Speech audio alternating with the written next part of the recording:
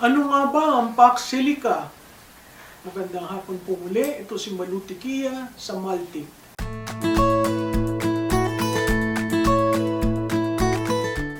Pag-uusapan po natin, napakahirap na topic. Mahirap dahil hindi natin alam kung ano talaga ang commitment na binigay ng ating administrasyon, itong ating Pangulo sa Estados Unidos. May tinatawag po na Pax Silica, no? Pag tiningnan nyo po ang silica, ang ibig sabihin po niyan minerals. Ang Pax, mga tao, no? Bakit ba hindi naging Pax Pilipinas, no? Para talagang tinataguyod ang Pilipinas. Pero having said that, ano ba ang Pax Silica? Ito po ay nabuo, nagulat na lamang tayo, katulad ng pagkagulat natin na may additional EDCA sites na binigay ni Marcos Jr. sa simula pa lamang ng unang taon niyang paninilbihan. No? Ngayon tayo'y ginulat. Malapit na, last 2 minutes ika nga, biglang mayroong Pax Silica. Ito ba ay paraan para siguraduhin ang Amerikano ay nandito pa rin sa Pilipinas hanggang sa susunod na administrasyon at sila pa rin ang bukod tanging mananawagan kung ano ang direksyon ng ating foreign policy. Maganda po yan tingnan sa usapin ng Pax Silica. Ang Pax Silica po ay may 20 interested companies na gustong mamuhunan at mag-locate sa Clark. Dati po, base militar po yan, controlled ng mga Amerikano. Nung sila'y pinaalis ng Senado natin noong 1992, yan pong Clark, hindi man lang nalinis, no? Marami diyang waste issues na basta na lamang pong iniwan.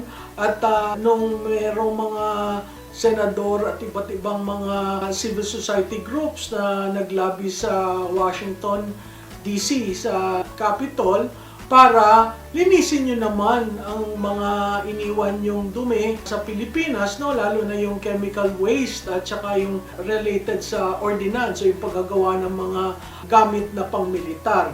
Itong Pax Silica, mas malaki po. Ang kino-cover nito ay 4 hectares ng Clark. Ito po daw ay libre ng 2 taon, pero yung susunod na mga ilang taon ay depende na sa negotiations ng BCDA at saka ng mga kumpanyang gustong mamuhunan doon. Bakit po napakahalaga niyaan? Dahil po ang isa dun sa medyo issue na pinag-uusapan ay ang pagbibigay ng diplomatic immunity sa Amerikano. Parang ang pagtrato po dun sa 4 hectares na okupado nila sa Clark ay parang embahada nila dito sa Rojas Boulevard. Doon po may diplomatic immunity. Ang gusto po nila dito sa Clark magkaroon nila ng diplomatic immunity. Tama ba po yun? Kayo ba ay sumasang-ayon doon, no? Tinatanong ng administrasyong ito ang sentimento ng mga Pilipino, no? Ang sabi daw, ano ang ating makukuha? Makukuha natin ang pag-develop ng green tech minerals dahil magiging ang processing dito na mangyayari. Magkakaroon tayo ng high value manufacturing dahil may mga AI systems na gagamitin. Magkakaroon ng AI Industrial Data Infrastructure Hub. May creation of high-skilled jobs in technology and manufacturing sectors at may expansion of infra networks across Luzon. Sana po yun ay hindi lamang sa papel, pero maging katotohanan na magkaroon ng transfer of technology. Dahil sa ating kasaysayan, ating po naman nakita kung paano pag-alis ng isang dayuhang mamumuhunan, dala na lahat. Wala na hong naiwan para sa mga Pilipino para magpatuloy ang kanilang career dun sa trabaho na kanilang nakuha while working for them, no?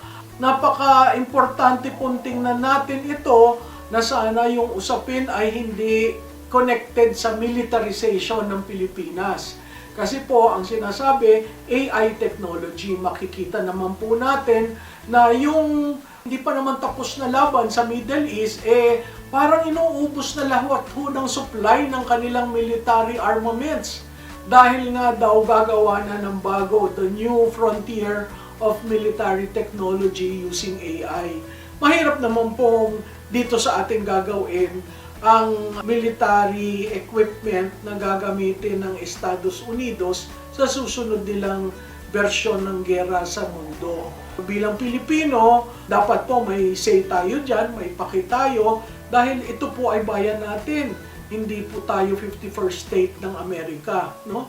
Na basta na lamang nagustuhan, magtatayo ako dyan ng military-industrial complex, ako nang bahala sa inyo, basta ilibre nyo to, at madali, may forward basing ang mangyayari. Hindi pa naman sapat na dati dadalawa lang ang base militar ng mga Amerikano, ngayon 9 na. Tapos magkakaroon pa tayo ng Pax Silica, no? Makikita po natin dito ang mga issues na kalakip dyan, yung sovereignty risk, pag binigyan natin sila ng diplomatic immunity, yung militarization ng isang napakalaking lugar sa ating bansa. Meron rin pong pinag-uusapan ng mineral plunder kasi ang Pilipinas ay isa sa malalaking depository ng nickel, no? 4.8 million metric tons of nickel ay nasa Pilipinas, one of the world's largest reserve.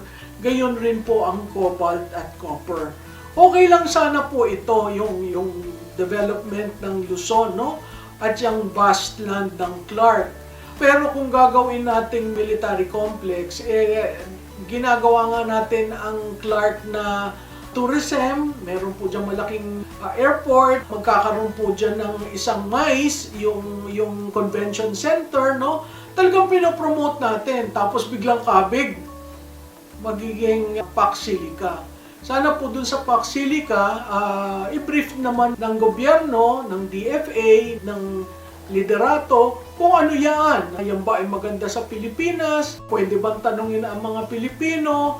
Sigurado ba ang empleyo? Kasi kung lahat po na magtatrabaho dyan, mga Pilipino, okay po yun. Kasi makakasagot sa ating problema tungkol sa unemployment at underemployment. So kung titingnan po natin itong si Pax Silica, para kanino nga ba ito? Para sa Estados Unidos at sa mga plano nila sa hinaharap na makontrol ang region?